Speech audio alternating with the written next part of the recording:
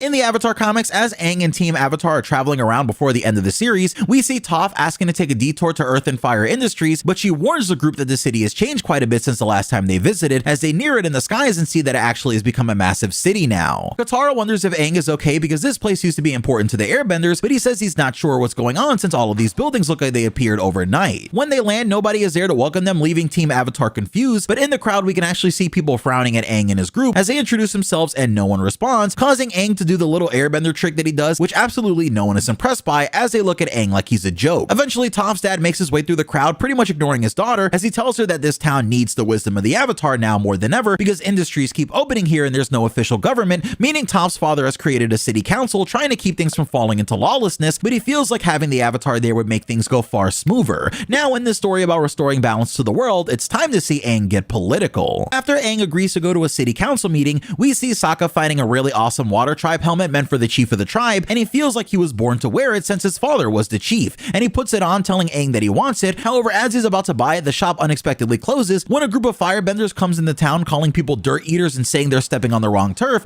as the earthbenders and the firebenders begin to fight, and Aang eventually has to step in to stop the fight. Aang actually looks angry, asking what's happening here as both groups start to argue, and Toph raises an earth wall between everyone, getting in the way of Aang's negotiation and making the firebenders think the Avatar is taking the dirt eater side. As this starts an all-out brawl when they start attacking Aang and Toph starts attacking the earthbenders, saying everyone here only knows one language, cracking skulls, so it's time to start talking. Toph sends a large earthbending man through a wall where he tells all the non-benders to get out of the way since this battle is no place for them, and the man tries to collapse a wall on top of them. Toph eventually swoops in to save her dad, hitting the man in the chin with a well-placed block, but the building starts to fall as Aang flies in and saves Toph before it collapses on her. As Aang saves Toph from a building collapse, she tells him that when she said help, she actually wanted this help to keep the building up, but this works too, as he lands on the ground and everyone makes sure that they're all okay. Aang wonders where the benders ran off to, and Katara says they all scattered into the city, leaving everyone to stand around and look at the destruction caused by this fight as people try to sort through the rubble, and it's obvious that this isn't gonna go over well. The mayor comes to Aang telling him that this is exactly why they need him here, because of his authority, but Aang says, you told me you wanted me here because of my wisdom and guidance. Quickly, Aang realizes that he's actually here to clean up a town full of rogue benders and put a stop to the violence, so he commits to helping the people of this town, starting of trying to earthbend them a new home along of Toph. However, when Aang offers, the people of the town reject his help, telling him that they don't need it and want to rebuild themselves, as Aang realizes just how welcome he is here, and this story continues. As Toph and Katara make their way to Earth and Fire Industries to see what new inventions their friend Satoru has cooked up, Aang gets in a cart with the others, and as they're moving along, he looks out the window and says that it's overwhelming how much the city has grown in such a short time, with the mayor explaining that it's partially due to how many people settled here because they believed they could find work in the factories despite the fact that there weren't nearly enough jobs for all the newcomers. This led to many benders stealing from non-benders since they couldn't get work and it was the easy way to feed themselves, and because of that, many people in the town have started to hate benders and bending in general, though the mayor has a plan.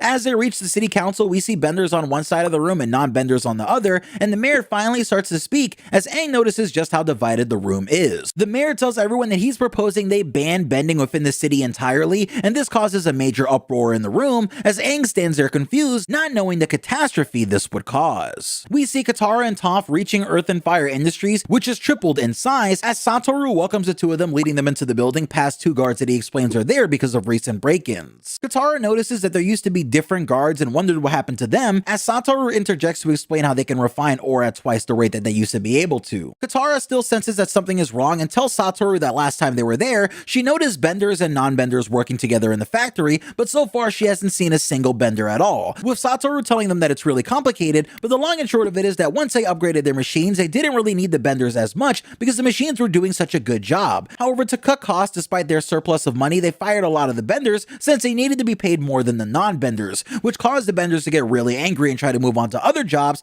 However, when Satoru sold those companies the same sort of machines, eventually this led to most benders being locked out of jobs entirely, so you can see why this town is on the brink of a civil war. Aang has been brought into a tense council meeting where it's finally his turn to speak, as on the docket is a highly debated new law that would outright ban bending in the town. Speaking, Aang says that he absolutely won't approve of any law that does this since it punishes honest benders as well, but that doesn't mean that he doesn't understand the motivation behind it. Aang says that when he arrived in Cranefish Town, he saw benders fighting each other for no reason, causing damage that forces innocent people to have to abandon their homes, or even worse. As dire as the situation seems, Aang says what Cranefish Town needs more than anything is a real police force, one that can serve their citizens and establish true law and order. And that's when a tall, slender woman named Liling speaks up, telling Aang that she agrees with him, and not only that, she's actually been taking the steps to begin this process through the creation of a security team comprised of benders who are all loyal, upstanding people that were raised in this city just like Liling. She says that if they were given the right training, they themselves would be a good police force within the city, since right now her 30 or so workers mainly just do security at her factories throughout the town. However, the mayor speaks up here saying that a police force of only benders will probably create more problems than it's preventing, so they need to add non-benders also so that the entire population is represented. And Liling agrees, but says that they'll make sure to end the violence in the city first and then worry about training the non-benders to be police afterwards. As with a smile on her face, she basically takes charge of the meeting and takes advantage of Aang's naivety to make it seem like it was all Aang's idea exactly as he presented it. With that handled though, and not really realizing what he just enabled, Aang and Sokka leave the building talking about how well that went. However, Aang can't get over the feeling that something is still wrong here. Like, the people of this land not respecting the environment is still wrong, and no matter how much they want to call all of this progress, he feels like progress itself can crush you if you aren't careful. So with those wise words from our avatar, this story continues as everyone links up again, and Aang takes Katara off to the side on Appa as they land on a small island nearby just to have a chat. And Katara can immediately tell that Aang has a lot on his shoulders right now, because she says he has the "I'm responsible for everything that happens in the world" face on, and here Aang answers that he is actually uncomfortable, but for an unlikely reason. Last time he came to this town and discovered how much it had changed from the sacred meadow he once knew,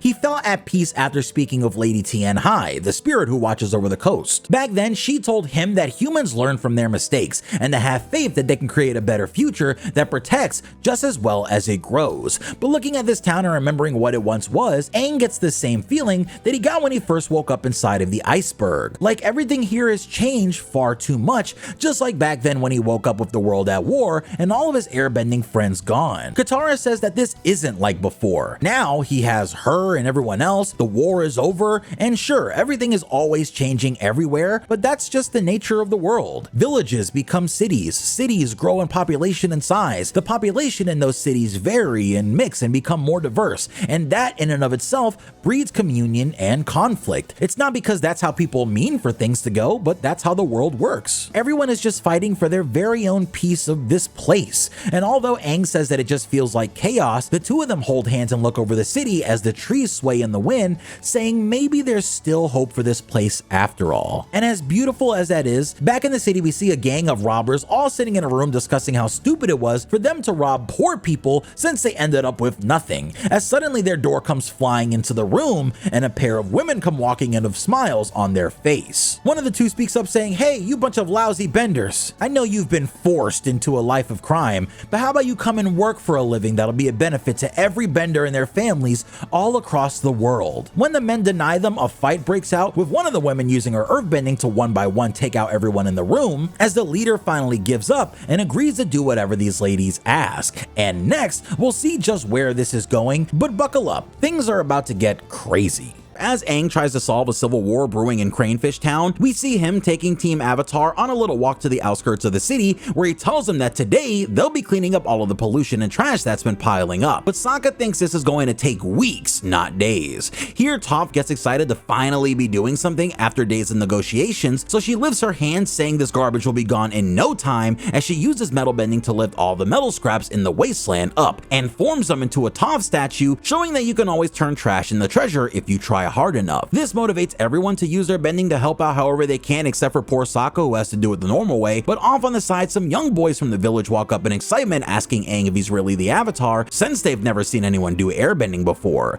Aang responds, "Oh boy am I," and does his funny little airbending trick with his hands that he tried earlier. However, this time the boys actually are excited to see this trick, letting Aang know that not everyone in this village is as jaded with benders as they claim to be. The boys Lian and Shen are firebenders who were born here in Cranefish, and after chatting for a little bit back and forth about how cool it is that the Avatar is here helping them clean and that he even knows Fire Lord Zuko, Aang goes back to cleaning as the two boys play in the background, and Sokka asks an interesting question. Would you still be their hero if they were non-benders? And Aang pauses for a bit, saying he hopes so, to which Sokka responds that he only hangs out with Aang to impress strangers as the cleanup continues, but I'm sure Aang's mind lingers on that question a bit longer than he'd be comfortable admitting. Time moves forward, and that night as everyone is resting peacefully in their beds, Toph is the only one who notices it, and that's because she's probably the only one who could. There was some sort of mechanical clink-clank sound that started to bother her, so tracking down the source of the sound, she ends up at the Cranefish refinery, where we see one of their machines smoking and showing signs of damage, as Toph notices that it's been jammed full of random objects, and at that moment the entire factory explodes with Toph inside. Thankfully, this is the best earthbender we're talking about here, so she lifts up a solid steel plating from the ground and uses it to defend herself from the blast. However, this causes chaos, as Aang and Katara come running out of the same room and see Satoru, the owner of the refinery, trying to make sure nobody was trapped or hurt in the explosion. It's here where, as the refinery begins to burn to the ground, everyone worries about where Toph is, and as she pops out telling them that she's fine, she makes everyone be quiet so she can focus, because Toph says two people are running away from the scene of the crime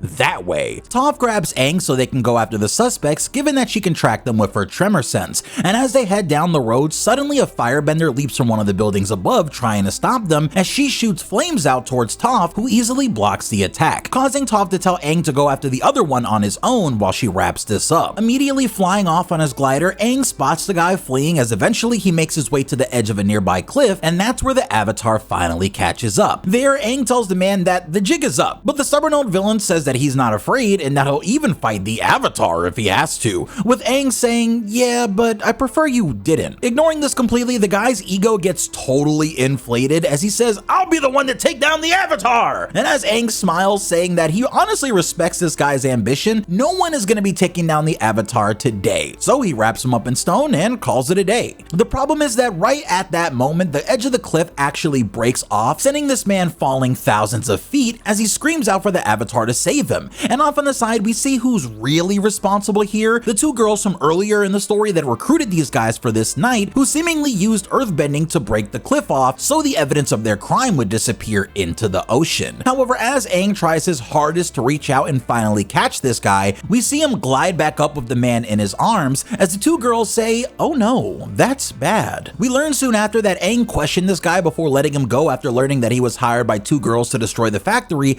and notes that only one of them is a bender. And this really confuses everyone here, who can't imagine why an earthbender would have a grudge against Satoru's Earth and Fire Industries, so Sokka officially decides to be useful and puts on his investigation cap, as it's time to get to the bottom of just what's going on in this town, because things are only getting more dangerous. As our main characters go through the wreckage of Earth and Fire Industries after an attack on the plant by some unknown benders, our team has gotten a few clues, but now Sokka is leading the investigation. And Team Avatar goes from place to place in the city because this incident wasn't localized to just one area. Instead, we learn through their investigation that multiple different factories were all hit in the same night, and after looking everything over, Sokka realizes that each of these factories shares a link. They were all owned by non-benders, and the extent of the damages at each site suggests that the attacks were all committed by benders. Aang still isn't understanding why. Sokka explains that these places do the jobs that only benders used to be able to do, like how right now they have Toph lifting up wreckage or Katara clearing up the water damage in the area.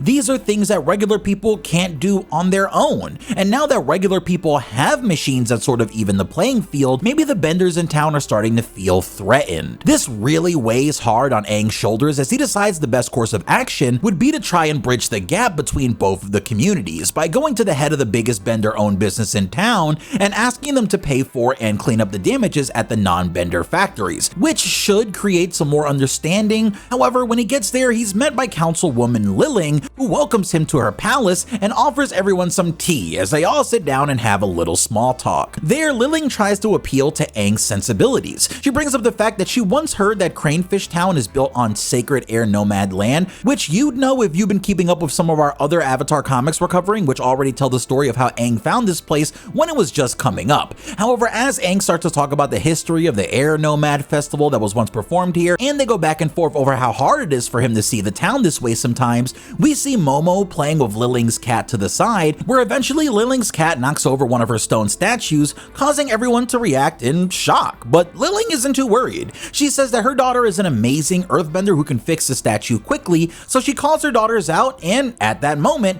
Toph recognizes their footsteps from the other night during the attack on the factory, but keeps it to herself, as now we finally got some motion in this story as it's beginning to heat up. So as she thinks about how to deal with this situation, we see everyone else carrying on with a pleasant conversation as Liling's daughters Yaling and Rue introduce themselves to the Avatar, and Yaling quickly uses her earthbending to fix Liling's broken statue, causing Toph to scoff and say that her work is decent. Yaling did not like that. She goes, "What, do you think you're better?" And Toph says, "Yeah, I know I'm better," using her metal bending to pull over a meteorite vase that she quickly turns into a little trademark Toph statue. This freaks Yaling out because, of course, metal bending's existence isn't something that most people even know about at this point, so she spends a while completely fangirling over Toph's masterful use of metal bending, which lets her even turn it into a complete liquid at will, as Toph just keeps showing off, but there's a method to her madness here. Off on the side, Rue, the other daughter played by Zendaya, tells Katara that she's not a bender just like Sokka, but that doesn't mean that she doesn't have other talents, since non-benders still have to be capable, you know? And with everyone solidly introduced,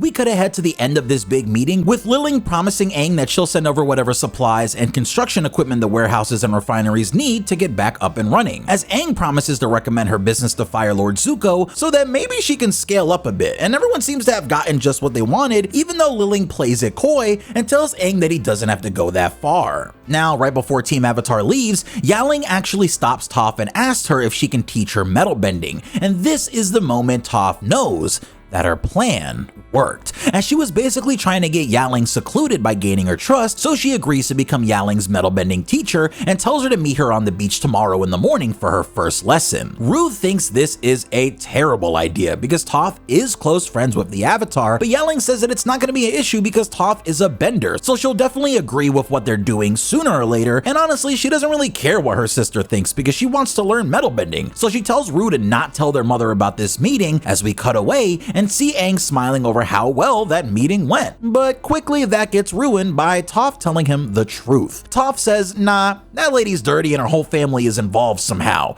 explaining that she recognized their footsteps and read their heartbeats. And it all starts to make sense for everyone, so as Toph tells everyone to let her handle Yaling on her own and keep their distance, we finally have a plan to stop the League of Benders trying to take over this town. But is it gonna go as easily as Toph thinks? Sokka gets the best news of his life when we see that Suki has finally made it to town on her loyal eel hound, which by the way looks really cool. And as Sokka gets a lick from her strange pet and holds his girlfriend in his arms, everyone goes their separate ways, as Toph finds Satoru sitting alone in the wreckage of his factory, where he tells her it's gonna take months to fix everything. Toph says, "You aren't going to need months, all you need is me," as she starts metal bending everything around her, putting it where it belongs and fixing what she can, as the two continue their conversation. Satoru says that he feels like he's responsible for what's going on here. Like, at the end of the day, he might have actually been wrong for creating machines that took benders' jobs away, because nobody likes feeling like they're obsolete. Toph actually disagrees with him here, saying that even if Satoru didn't make the machines, there still wouldn't be enough jobs for the people in Cranefish Town, and especially not for every skilled bender in town because there's so many of them. So she says that some people are just looking for someone to blame, and even though I agree more with Satoru here in this instance, I think it's interesting how this comic presents both sides of the debate, with Toph taking the side that you'd usually expect an NPC to take, but I digress. Ultimately, Toph tells Satoru to stop feeling guilty, and I get it because that's her friend, but in the morning we see Toph picking up with her first training session with Yaling, the Councilwoman's daughter. And it goes just about how you'd expect. Toph lays there under an umbrella relaxing as Yaling tries to bend a small piece of metal in the sand over and over again, but no matter how hard she tries, she just can't get it. Toph tells her to be patient because it's only her first day and freaking out isn't gonna help anybody. And she even tries to make Yaling feel better by telling her not even Aang could learn metal bending because he doesn't have the stomach for it. But Toph can tell that Yaling is different. Continuing to butter her up, Toph creates a little sandcastle version of Liling's palace and says that Yaling's mother is really generous for agreeing to help the warehouses. But personally,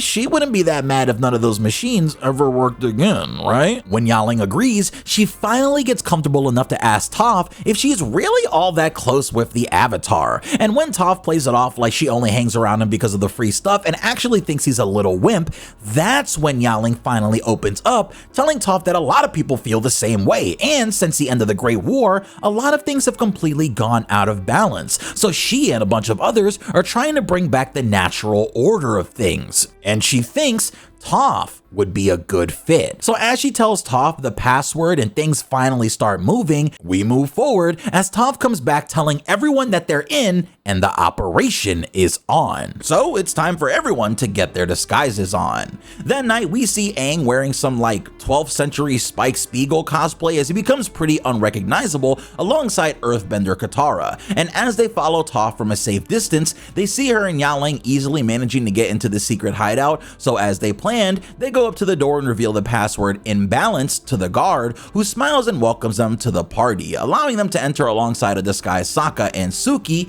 and now things are going to get interesting. This is because as they venture down the cavern hidden within this apartment, they eventually stumble into a massive meeting between tons of different benders from all over town, with Councilwoman Liling standing on a platform above them all giving a speech. This is bad, because this is way more people than Team Avatar anticipated being involved in this whole mess, and there's even other council members secretly here as well. But as our crew keeps trying to follow Toph through the crowd, eventually they have to stop in their tracks because Liling seems like she's leading Toph to the stage and they don't want to be noticed. This is where the councilwoman finally begins to speak, telling the people of the town that the head of Earth and Fire Industries, Beifong, also known as Toph's dad, recently tried to pass a law banning benders from using their abilities in town, and Liling says that it wasn't for the safety of the town, but actually a plot to try and get all of the benders to leave so they can be easily replaced at the warehouse with non-benders trained in working machinery. The crowd is not with this, screaming, "We won't be replaced!" and gives, as Liling agrees, responding that this world has a natural order and it's one that she intends to keep in place, saying that benders rule governments, they guide communities, they do everything they do to protect their families, and all of this is possible because their abilities make them stronger than the average person, and not just that, it makes them better too. Off on the side, we see Toph's reaction to this, which is just utter disappointment and disgust, but another interesting thing to note is that Liling's daughter Rue, who isn't a bender, is just sitting here listening to her mom basically say that her and people like her are worthless, which has to hurt on some level. From there, the councilwoman says that benders won't sit back anymore and watch these animals deny them their rightful place in this world, and it's time to rise up. But finally, at that moment, Liling walks up the stairs with Toph at her side, causing Rue to be shocked that her sister would think to bring Toph here. But Liling says that Toph is actually cool and supports their cause. That's when, completely ruining everything in the most Toph way possible, Toph says, "Nope, you guys are a bunch of weirdos and I'm only here to bring this crazy lady to justice," as Toph completely blows her cover and the fight is on. Liling immediately turns to Toph and attacks her, calling her a traitor, as Toph defends herself by telling Liling that everyone here are the real traitors because all her dad did was come to this town trying to make it better and create jobs for those that didn't have them already, but now everyone here is acting like they want to take over the world and wipe out non-benders for some reason. It's insane. So as Toph tells everyone that she's the only one allowed to destroy Satoru's machines, since of course the two of them are close, she counterattacks and the battle between her and Liling is officially started. But at that moment, Aang and the others realize that this is probably going to get really messy if they don't intervene, causing them to take off their disguises as Aang sends a massive gust of air whooshing into the chamber, filling the room with dust. There, with her daughter screaming, "Mom, it's the Avatar, we have to go!" something in Liling's mind snaps. She stands there, shocked for a moment, not saying anything, but then it's like all of her resolve swells up as she says that Aang and the others should have stayed far away from her and her home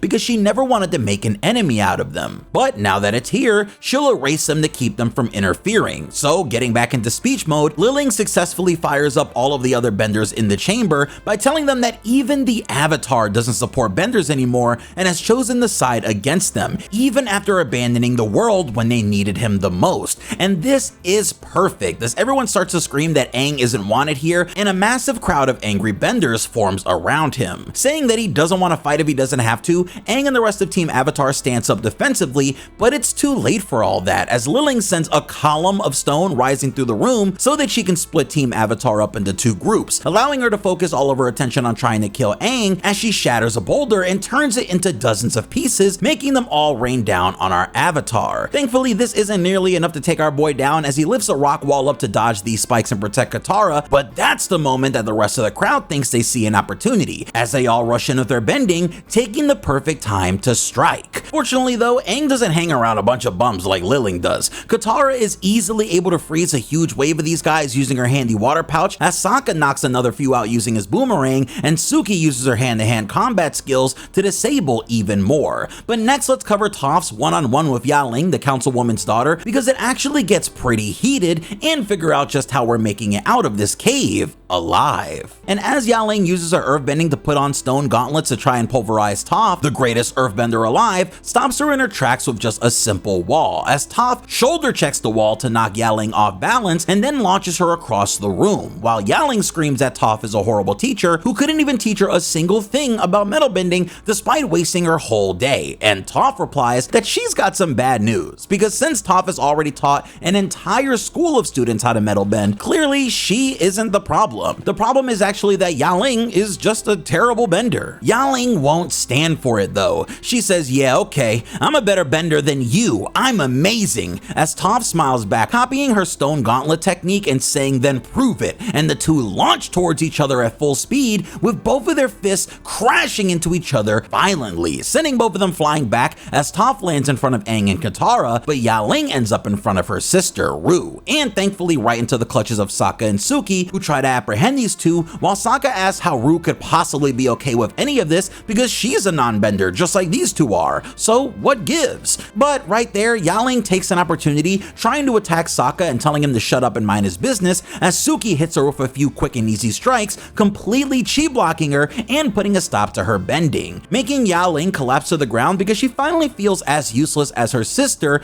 And in the center of the room, Councilwoman Liling just sees all of this and stands there stunned. How the hell did they clear out the room as much as they did? Is this the end? There, Liling locks in, sending a massive wave of stone towards Team Avatar as she sends them flying to the back of the chamber and buys enough time to create an escape route for her daughters, but they don't want to just leave her here. It's at that point where Liling tells her mom that they can stay and help, but Liling says that the both of them are useless right now, so there's really not any point in them getting captured for nothing, as the rest of the benders in the chamber leave with the two daughters, and now Liling has the Avatar and his friends all to herself, as she tries as hard as she can to just bring down the entire cave on top of all of their heads, killing everyone inside. But Toph holds it back long enough for Aang to use his airbending to push the Councilwoman against a wall, long enough for Suki to chi block her, allowing them to capture Liling as Aang says, finally, it's over. But Liling says, no, Avatar, things have only just begun, and something tells me she might be right. As at the halfway mark of our story, we pick up with Liling's daughters walking away from this whole ordeal, given that they were lucky enough to escape, as Liling freaks out over how easily Suki managed to take her bending away, and her sister Rue tells her that it's not that big of a deal because at least her bending will come back once she's no longer chi blocked. But when Liling says she hopes it does because if not, then she'll be stuck being just like her useless sister, Rue stands up annoyed, putting her hand out towards her sister and telling her that they need a plan to free their mother, as we cut back away to Liling in her cell. Now there, Toph tells Aang not to worry about Liling escaping because Toph metal bended the prison cell herself and it comes with a 100% guarantee, and as Toph wonders if they can just go ahead and wrap all of this up by capturing Liling's daughters, Sokka chimes in that it isn't going to be that easy since there were so many people at the meeting, including council members and even one of the boys that Aang met on the beach near the beginning of the story, meaning she has tons of support from the benders all over town. It's there where Katara says that Liling is wrong for pushing all of the problems onto the non-benders, with Sokka replying that she's preying on the tensions that have been building up between both groups for a long time now, so he doesn't think that keeping her locked up is going to do much given that she's not the cause of that resentment. But Aang doesn't know what to do now. He says, alright, so we didn't actually solve anything. What are we supposed to do here? And that's when Toph comes up with the ultimate solution, telling Aang that he actually needs to make an example out of Liling by taking away her bending so that she becomes just like the people she's blaming for everything.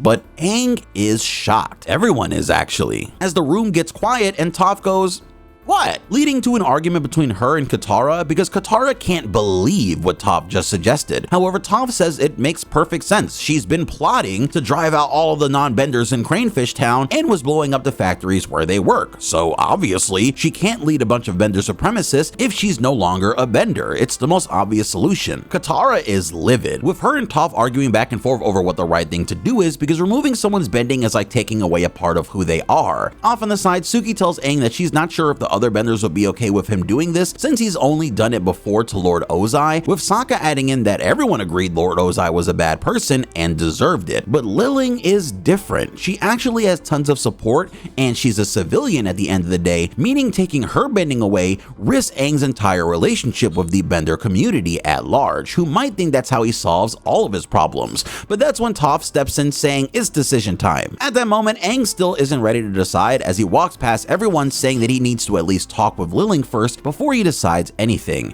As he walks up to her cell with Liling saying, "Hello Avatar, what can I help you with?" and Aang replying that he spent a lot of time in the Earth Kingdom, there are tons of people that he cares about, both bender and non-bender. So he wants to know what he can do as the Avatar to resolve this conflict so her followers can be at peace, because his job is to protect everyone. But that doesn't mean he won't beat down every last one of her supporters if that means protecting the non-benders in town. Liling replies that she finds Aang cute, throwing everyone off as she follows up by saying that it's cute that Aang thinks he can change the world through talking and making agreements, and actually this makes him special because not all avatars see things that way. Other avatars would have put Ozai in the ground, but Aang saw a path to peace because of his airbender ideals. But this is where she snaps a bit, telling Aang that what he thought was a kindness was really the ultimate punishment because a life without bending is no life at all, and by removing Ozai's bending, he actually didn't spare him at all. But Aang isn't trying to hear it. He looks Liling right in the eyes and tells her that he won't allow her or her followers to hurt any of the non-benders in town, full stop. As Liling replies that that's all fine, but questions how far Aang is willing to go to accomplish this. The morning comes and we see Liling's daughters sitting in their palace as they debate strategies for going to free their mom, with Yaling feeling like the best plan would be to draw them out and make a very public spectacle.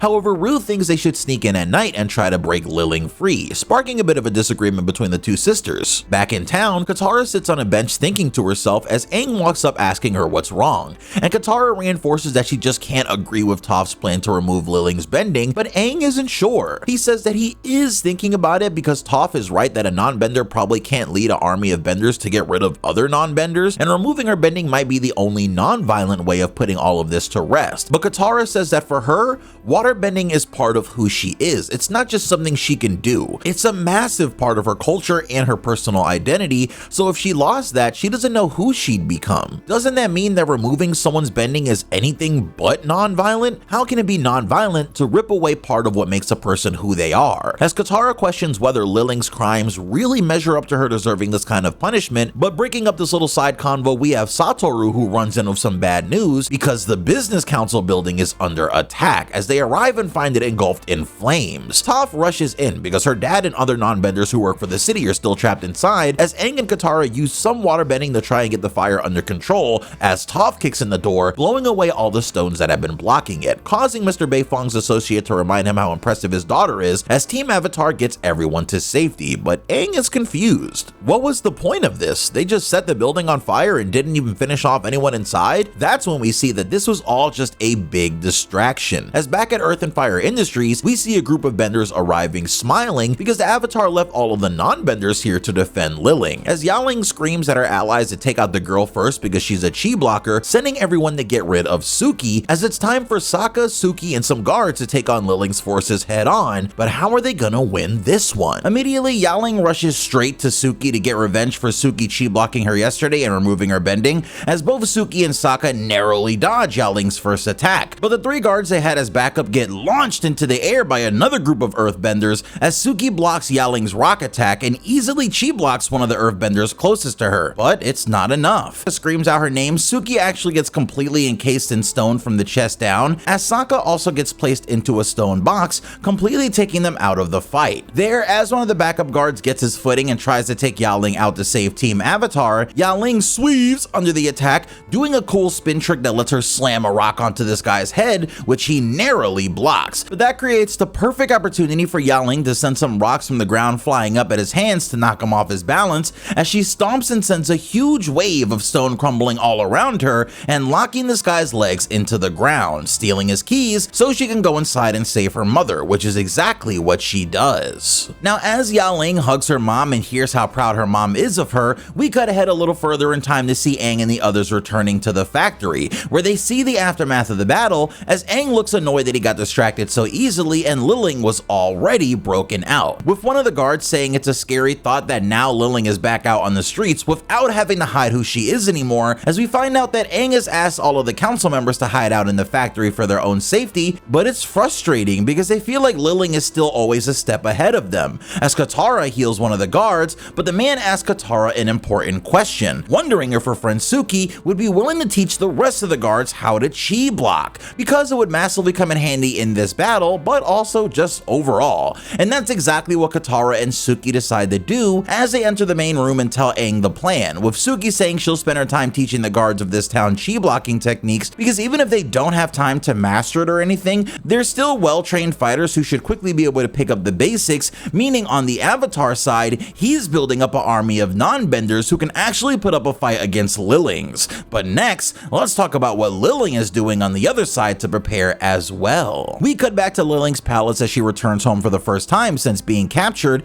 as she commends one of her daughters for doing an excellent job in freeing her, but gets annoyed at her other daughter, Rue, who packed up all of their clothes and bought a ship so that they could all leave town. But Liling says that she's not going anywhere. Who cares if the Avatar knows who she really is now? If anything, this makes her even more free in Cranefish Town, because now she can actually be herself and move in public. But more importantly, Liling says that she'll never run away ever again, because back when Ba Sing Se fell to the Fire Nation, Liling and her daughters had to flee the city with nothing but the clothes on their backs, and they never want to experience that again, meaning Liling will die in Cranefish Town along with her daughters if that's what it takes, because she never wants to feel like that again. Continuing in her rant, Liling tells her daughter to tell her why Ba Sing Se fell so easily to Princess Azula in the first place, as Rue says it was because the Earth King wasn't a bender at the time, and Liling agrees, telling her daughter that an earth-bending king would have been able to control his forces and even join the battle, but non-benders always ruin the lives of the benders around them,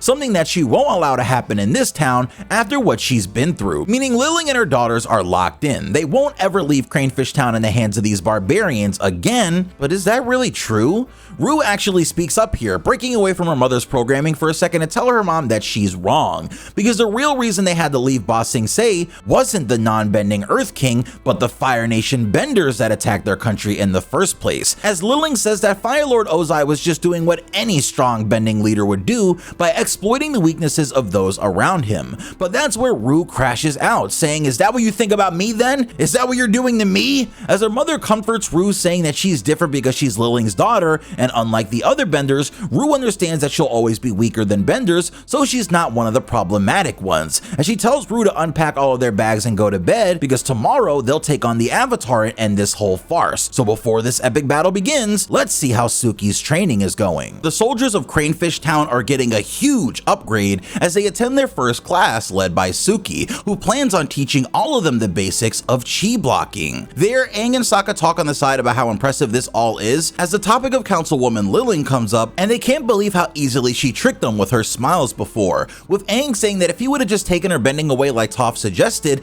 this whole situation would probably be over already. However, Sokka disagrees, saying that the movement Liling has is made up of more than just one person, so perhaps removing her bending would have only caused someone else like Liling's daughter to take charge of the organization, maybe even making them worse. In that situation, is Aang prepared to take bending away from all of Liling's followers as well? Where does it stop? This makes Aang's brain hurt, as he says, well, no, of course not, but then what is he supposed to do? Aang points out to the city, saying that all of this tension originally started when people began building factories and machines here, noting that even when the Fire Nation first attacked, they wouldn't have done so if they didn't have advanced technology that the other countries didn't have, saying that things were better when humans at least tried to live in harmony with nature, because machines just bring about pollution and conflict. However, that's where Sokka actually steps in to disagree with Aang. Liling. He says, "What you see as the good old days before machines weren't actually that good to me." Speaking as a non-bender, these machines often make things a little more equal between benders and non-benders, like look at Satoru for instance. He is a non-bender that is allowed to run a whole factory by himself. Would that have been possible without machines, or would Satoru still be a homeless man in Ba Sing Se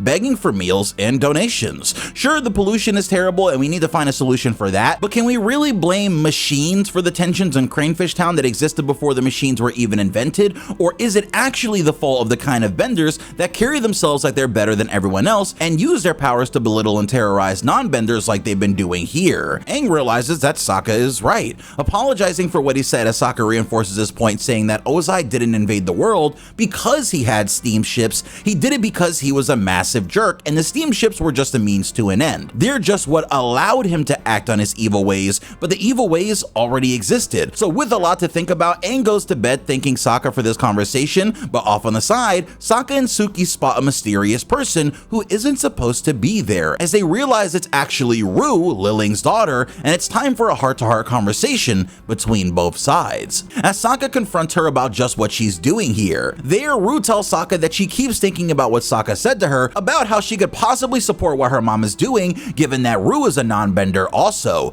But that's where Rue comes clean. She says that despite the fact that she loves her mom and her sister, with the way that they're talking, she just can't get behind their plan to ruin the lives of all of the non-benders, but also doesn't understand how she's supposed to go against her family when they're all she has. Responding, Suki says, "Yeah, I know that's insanely difficult, but you wouldn't be here right now if you didn't believe that what your family is doing is wrong." As Sokka says that he knows someone just like Rue who had a similar decision to make when his father was hell-bent on conquering the entire world, but once Zuko finally did stand up to his father, that became part of the reason why the 100-Year War was able to be ended in the first place. So decisions like this can actually go a long way, telling Rue that she still has a chance to do the right thing and for her not to waste this opportunity. As Rue reveals to Team Avatar that Councilwoman Liling is planning a massive attack on Earth and Fire Industries in the morning, along with dozens of other benders. But this doesn't worry Suki and Sokka at all, who says that they'll be ready, as Rue begs Suki to teach her how to chi block just like she does, and we cut away to the early hours of the morning. There, Aang stands guard alone, looking over the town as he spots a group coming towards the building and stops them, asking what it is they're doing. There, the man and the woman say that they saw their neighbors losing their homes and they just wanted to bring some supplies as a way of helping out. But when Aang discovers that these two are benders, he asks them to show real support by joining the battle to actually protect these people, but the two benders say that he's asking for too much and walk away.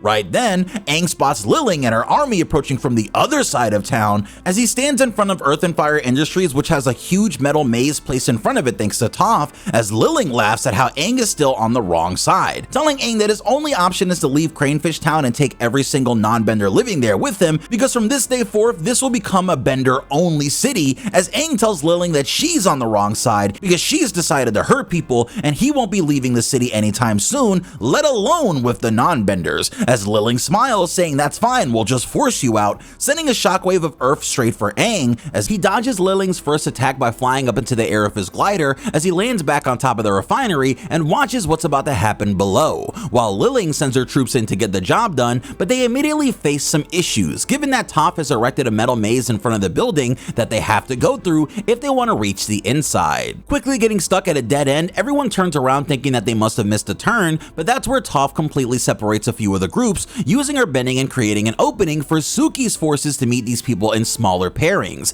as the benders scream at Toph for being on the wrong side, but it's too late for talking. Right there, Suki unleashes an assault, easily chi blocking several benders in front of her as the guards she trained all night do the same, dipping and dodging through bending attacks as they easily disable all of the benders in the first section of the maze, smiling about how genuinely easy that just was. On the other side of the maze, we see a group of benders thinking they finally found the right path as a barrel of water explodes right next to them, freezing everyone in place thanks to a well-placed trap by Katara. And Toph just continues to run along the top of the maze, blocking everyone's path, which becomes kinda like a fun game to her. But the games are over. Liling orders her daughter, Yaling, to go and crush that metal bender with all she has, as Yaling smiles and rushes in knowing she can finally settle the score with Toph, leaping into the air and clotheslining Toph off of the top of the maze as she knocks her onto the ground, saying, "I figured out your weakness. You can't hear me coming if I don't touch the ground." right? So they're dodging a counterattack by Toph. Yaling launches herself into the air again using her earthbending and trying to come down with a double-handed smash to crack Toph's head open, but she misses. As Toph says, "Oh, so you want to fly? Follow me," as Toph runs up the side of a building and the fight continues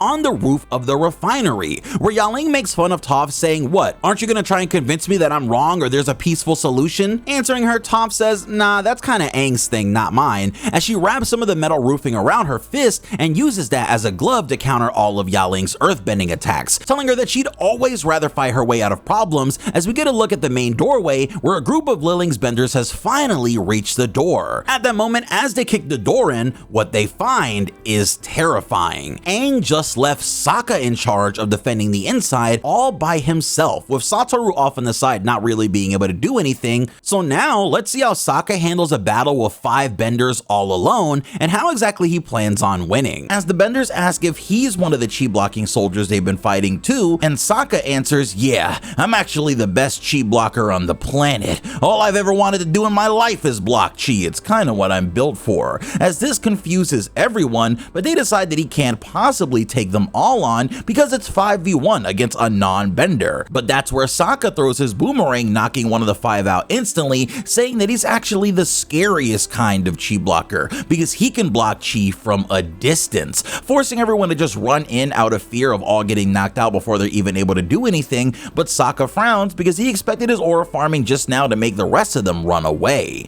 Solid execution? Bad plan. As outside back on the roof, we see the heated battle between Toph and Yaling continuing, with Yaling trying to slam a pillar of stone onto Toph's head as Toph slides down the building and uses her metal bending to lift up some roofing to defend herself. But this doesn't stop Yaling at all, who slams down and completely sends both of these girls falling through the roof as Yaling lands in a pile of dirt, but Toph manages to slide down pretty easily thanks to holding onto a metal rope, which she says could actually be pretty useful, especially since she's never really thought of making a rope out of metal that she can control with her powers. But that's where Toph gets rudely interrupted by a horde of benders running into the room, who she instantly shuts up by trapping them all in a metal box made from the panels in the factory's floor, as Toph keeps her blind eyes on Yaling, but outside things are about to get crazy. You see, while Liling is outside wondering how the hell Team Avatar was so prepared because somehow they knew that Liling was going to attack in the morning, we see her daughter Rue appear behind her,